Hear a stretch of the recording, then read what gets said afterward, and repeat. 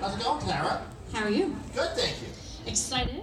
I've been excited all week. He's texting me all week saying, counting down the hours, counting down the days. Yeah, looking forward to it. And so it's finally out. I wrote a book, which is pretty cool. And yeah, so it's all about early life in St. John's, growing up here on Kenmount Road. About 3 miles that way, I grew up next to VOCM, raised by the elderly, with no other children around, like some weird Russian experiment. And then I got to go to St. Teresa's, where I got on a school bus, and that was the most kids I'd ever seen in one place ever in my life. I'd never been around more than 2 kids at a time. I didn't really know there were that many kids. And then we went to the St. Teresa's parking lot, where there were busloads of more kids. And then there was a building we entered with even more kids. So I came home from the first day of school completely in shell shock. And then Mom said, well, it might be better tomorrow. And I was like, tomorrow? Because they didn't even warn me that I was going to school. Then Mom said, oh, well, here's your book bag. You're going on the bus today. I'm like, what bus? What are you talking about? Bus with the bus, but she gave me a lunch with a bag of chips and a Pepsi in it. Bag of chips and a Pepsi. The healthy lunch in the 70s. That's why youngsters are allergic to peanuts now, is because they don't have a bag of chips and a Pepsi. But tell them what happened to your lunch. You never even got to eat it. No, that was taken immediately confiscated on the school bus on the way in by a skeet. And then I learned right away, it was like Lord of the Flies, Lord of the Buys. And I realized I was piggy, and I would lose in life. So, yeah, it all worked out. Well, I mean, you developed some skills pretty fast, but let's just start back first. Okay, you got this book deal. Yeah. I mean, no one is surprised that you had a book deal. No one. We're just kind of surprised that you didn't actually write it all down before now, right? But I mean, I think most people, when they heard you were putting out a book, it was going to be about like offering Pamela Anderson $1 million to give up acting, or photobombing Justin Trudeau with no shirt, or stuff like that. Why did you just tell everybody a bit about why you decided to write about your childhood? Well, they actually we were talking about a book with Penguin Random House, the good folks at Penguin Random House, and they said what would the book be about? So we threw around a couple ideas, and in one little thing I sent them, there was a little piece about growing up here. And they said, that's really interesting. Could you write a couple of pages about that? I said, sure. And I wrote what is the first chapter of the book. And then they said, that's it. That's what we want. So I thought, sure, it's nothing. Childhood is like everyone. Everyone's all the same. Like, that's been done before. Nobody cares. And then I'd start writing things and talking to people about how I grew up. And they'd be like, what? What do you mean? Like, your grandmother died and they left you with the body to babysit you? And they're like, what? And I'm like, what? That's normal, right? And it's like, how old was your father when he died a couple years ago? He was 93. How old was he had you? Oh, late 50s. They're like, what? Back then, that was like, I was the oldest parents around and different stuff like that. And they're like, where'd you live? It's like, I'm next to the radio station with nothing else for miles. Was that weird? And anyway, so I realized, some of this is a bit odd. And some people go to therapy for their childhood. I just wrote a book. So your first day of kindergarten, you'd never seen that many kids. Yeah. You didn't have any kind of experience playing with people, kids at all, except your grandma, your parents. You got your lunch confiscated. You told the kids the truth about Santa Claus on the very first day. Yeah, well, it was no prisoners. It was like survival of the fittest. Yeah. Friend and friends, and so many people. Yeah, it was kind of weird, and of course, the nuns were a great presence here. Any nuns in the house? Okay, good. So the first day of school, they did this thing where they're like, hello, boys and girls. Okay, welcome now. It's wonderful to be here. We have a little game we'd like to play. There's something in this envelope. We're going to pass it around and see if you can guess what's in it. So they passed around from table to table, and we're all like, could be, is it a book? No, it's not a book.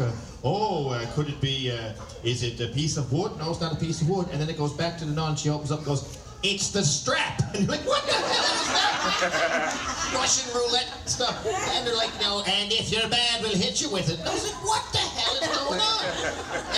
And so the first day one is like, hello, it's nice to see you. God can see everything. And we have permission from your parents to beat you. Anyone want juice? So it was, things ran hot and cold there pretty quick, yeah. So you learned pretty quickly that you couldn't let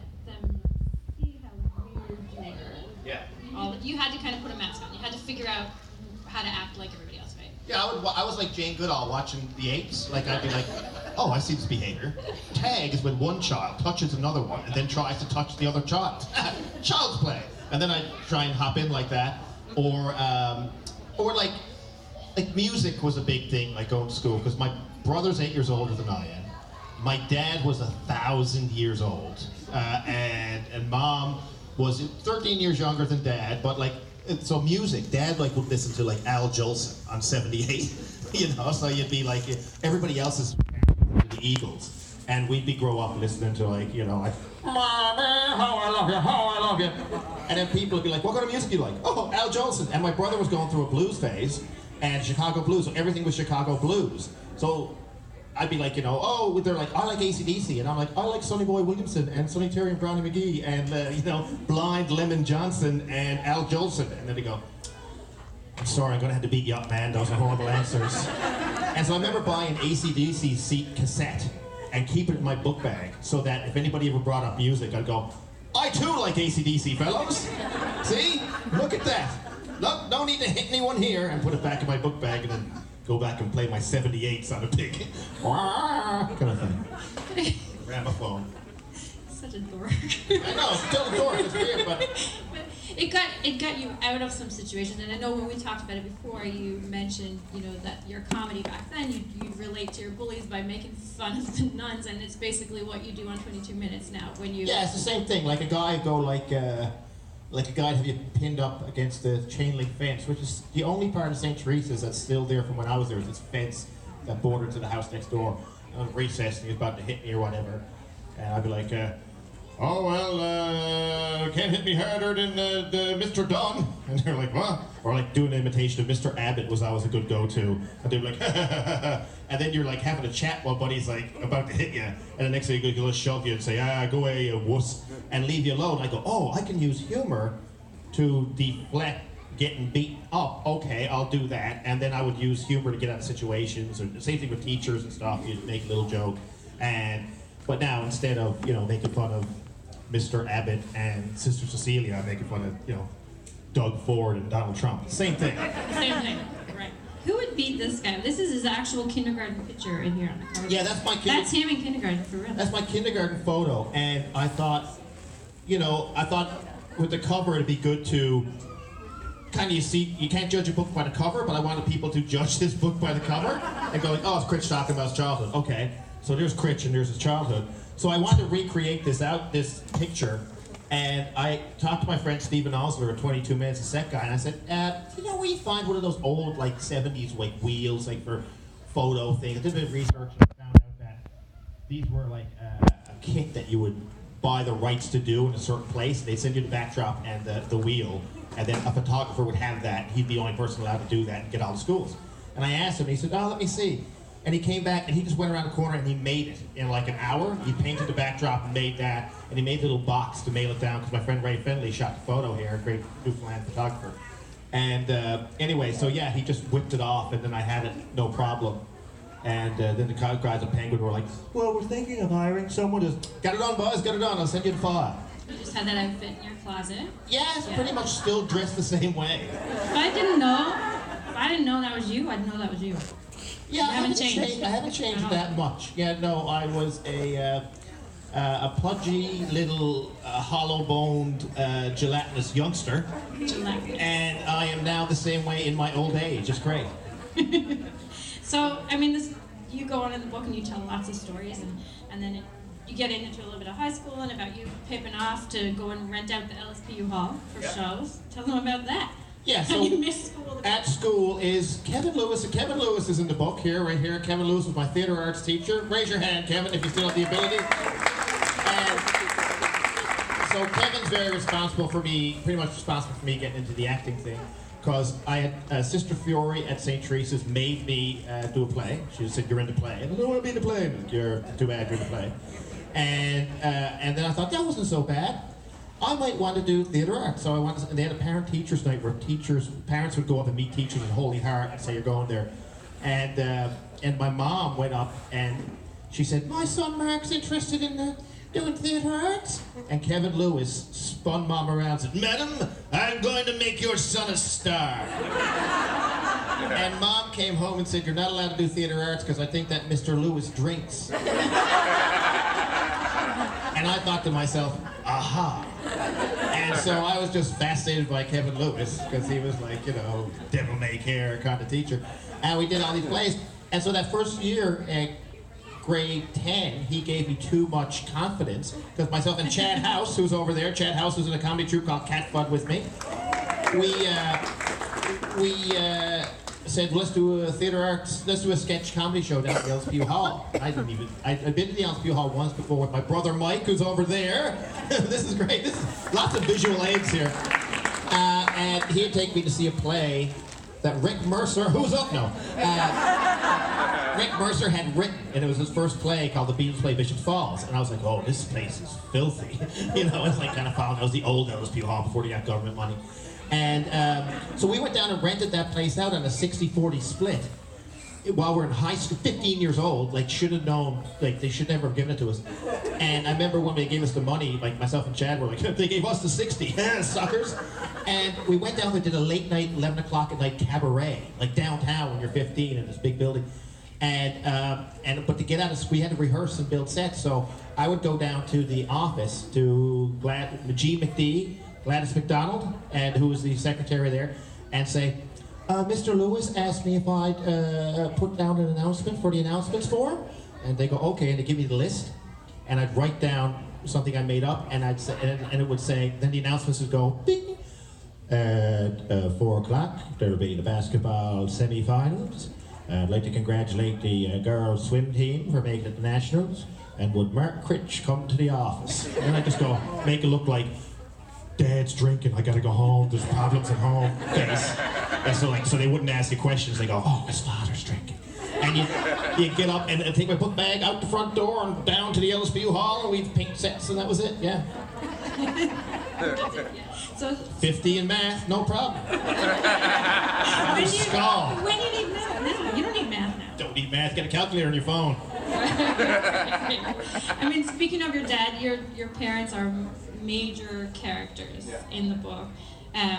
Your dad, passed away before you started writing the book, I guess, did he? Dad passed away a couple of years before I ever started writing the book. And the funny thing about that is I'd often go when all this ancestry stuff started, I'd ask Dad, we should do the family tree. He'd go, nah, there's no information. What do you mean there's no information? And then it'd say, everybody wants to spend all this money to find out where they came from, and then they spend twice as much trying to cover it all back up again. I was like, were we pirates or Nazis or something? Did you come from Germany? What's going on? And anyway, but so through this, I was able to finally do the family tree and look back and find out all this stuff. Now, his father died when he was 5. So for him, I think there wasn't a lot of good stuff to look back. His dad died when he was 5 of TB. That's how old. A lot of TB and scurvy in the Critch family. And his father was a fisherman who drowned out in Gaskers, and his father was a fisherman who drowned. So it was the whole family tree was drowning, TB, lived to be 93, me and Mike. So it was a big change. So that for me was eye-opening, to find out where you'd actually come from. But so Dad had passed away by the time we started, and when the year I was writing this book, it was pretty much written, and then Mom sadly passed away last December. Right. So she didn't get to read it, but she knew I was writing it and all that stuff. And she is literally a main character, but all the dialogue from your mom in the book is written in one big word. Yeah. Every sentence is one big word. Yeah, because Mom spoke that quickly. Because that's how she spoke.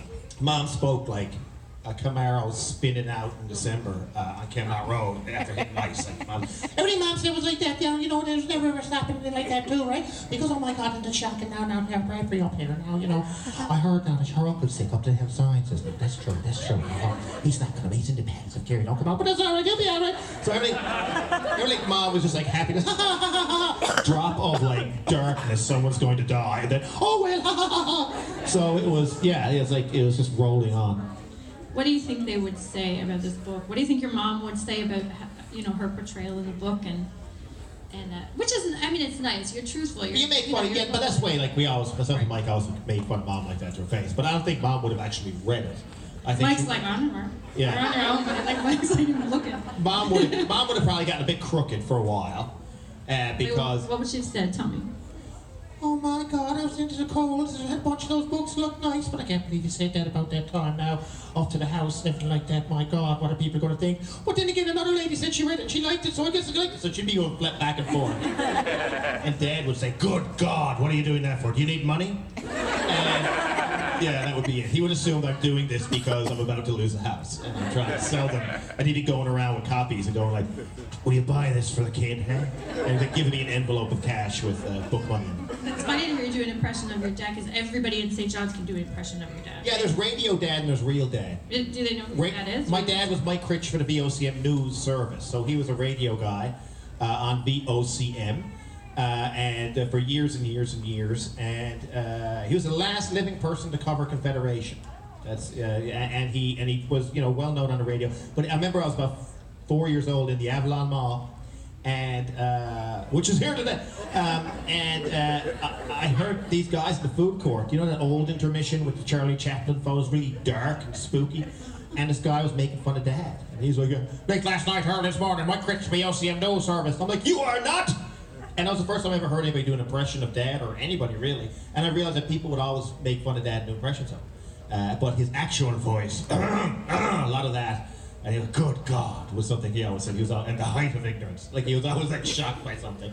But very nice guy, very dry sense of humor, and very smart guy. And so they were very supportive of you, even if they didn't always agree with your foolishness. They supported it, hey? Oh yeah, well I remember the big thing was like, when it was obvious I was going to do a play, I was going to be an actor, Dad took me for a walk in the gravel pits up behind VOCM, and he said, I know you're stuck on this acting thing, but you could, I was talking to Andy Richards, a good friend of Dad, and he tells me he can get you a job researching deeds. I was like, so my only two options, you're saying, are an actor or researching deeds, which I'm not sure is a real job. That sounds like something that somebody else does as well as their job. I'm gonna go with acting for 100, Alex. And Dad was like, all right, tell your mother I tried to talk you out of it though, would you? And I was like, great. And so we went off, and then that was it. Yeah, that was the only conversation we had about it. And then I guess they were just, and plus like, they're obviously and rightfully so worried for years and years and years when I was like, trying to hobble a living together as a performer, It was you want your kids to do well and all that stuff, so. But now, I mean, you're one of But now it all worked out after, yeah. one of the country's best known comedians, best loved comedians, for sure. Yeah. Do you want to read a little bit? Do you want to read this? Which part? This bit about when they came to the play when you were naked. You want to read that? They want to hear that. They want to hear your mom. They want to hear your mom's reaction to you coming on stage. But this is too naked. long. This is long. Just pick an excerpt. I can't pick an egg. Okay. So basically what happens is, jumping forward towards the end of the book now, spoiler alert. This is, I was in a play called Tomorrow Be Sunday, based on the book by Harold Horwood. And this is a book about a coming-of-age story about a young man around the bay. And the play adaptation of the book was the first thing ever produced at the Arts and Culture Centre.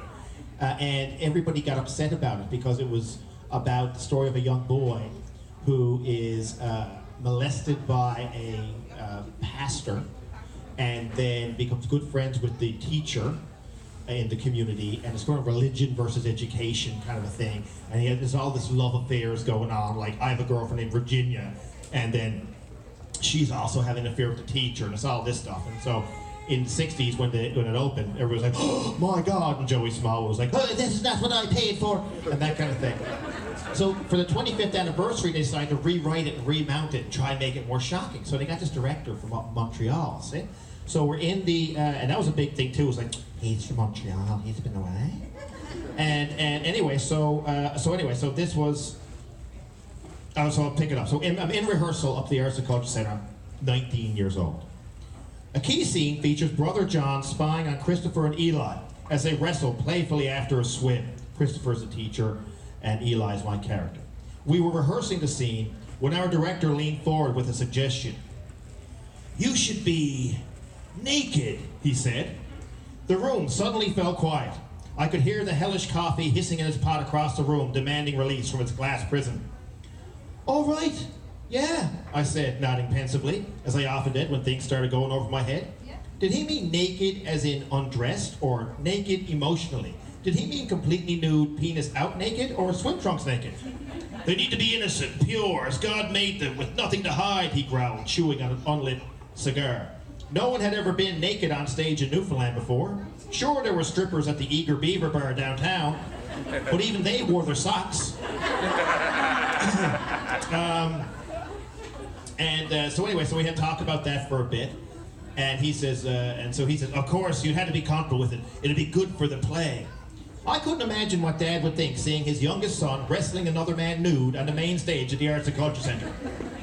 There was no way that I, or anyone else in town for that matter, was going to be comfortable with it. Sure, I said, every eye in the room on me. No problem, for the good of the play. My God, Mark, we already got the tickets for each show, my mother said. My mother shelled through the receiver like Hitler during the Blitz. The closest we could get was row in. The missus on the phone said it's going to sell out for sure. It's okay, Mom, I whimpered. You guys don't need to come. Don't be so foolish, she wrote. I heard the premier was coming. My God, we're so proud. Perfect. No sense in half the city seeing my penis. Best to have everyone see it at once. And then we go and we do another scene. And so we do another big scene, and myself and Janet Edmonds are on stage doing the scene, and then the director leans in and goes, "What if you were both naked?" I was beginning to see a pattern. Or we could just kiss, that might work too, I suggested. No, the director said, the scene needs to be powerful. You're revealing yourselves to each other. You need to be naked. Oh, I thought. I guess so. I mean, what do I know? I'm only 18. I'm from Newfoundland. He's a director from Montreal. To a small town kid like me, nudity was a big thing, but to a guy from Montreal, it was nothing. Quebecers pretty much do their grocery shopping in the nude, I thought to myself, never having been farther than Stephenville. And so it goes on, we're about to be, and then opening night comes, and it's, well, he keeps making, so there's like 4 scenes in here where I'm supposed to be stark naked on stage at the Tarts and Vulture Centre, as Ray Guy used to call it. And, okay, so Brian Downey, the other actor, he's naked too, right? And so he's on stage. He's bounded on stage naked ahead of me, and I'm waiting to go on, and you can hear the place is packed with my parents are there too. Brian bounded onto the stage, his private parts flapping around like a rubber glove filled with water and tossed down a flight of stairs. From the wings, I could hear a gasp. Brian turned to me, wondering why I was late. The stage manager waved me on, but movement was impossible. I wanted to pull the red curtain down from the rafters and wear it like a cape. The room was alive with the sounds of hissed conversation, old ladies tut-tut-tutting, and giggles that grew into guffaws. I felt my bare foot make contact with the painted stage. I shuffled slowly into the spotlight, my hand shielding my Stephen Harper from the room. Once again, a sharp intake of breath came from the audience. I could swear the first split second I could feel my body tugged in their direction, filling the vacuum. I faced up stage and did my best to walk sideways so that I'd be facing away from the stage no matter what Brian happened to be standing. And anyway, so it goes on and on and on. And then there's this loud disruption in the back of the room. And I think it's people walking out because they were so affronted by what had happened. But it's not, it happened to be my parents were back there watching, and of course I hadn't told them I was going to be naked. And then what happened was my father never wanted to make a scene, started telling Mom to be quiet, because she said, my God, my God. And at that moment, someone sitting beside them said, look at Buddy, every fella downtown is going to want to have a squeeze of his arse tonight. My mother stood and turned to face him and said, and that nobody's going to go anywhere near his arse, so you take that back. So the arse was out of her, and that was my big debut, you know? And after that, it was like, you know, researching deeds. It was too late to research deeds at that point. You were in then. There was no. Can I ask you about one? Because I've asked you about it, and maybe I should ask Mike about it, really. But this story is amazing to me, and I tried to follow up on this for you. What? It didn't work. The one about the dead body. My brother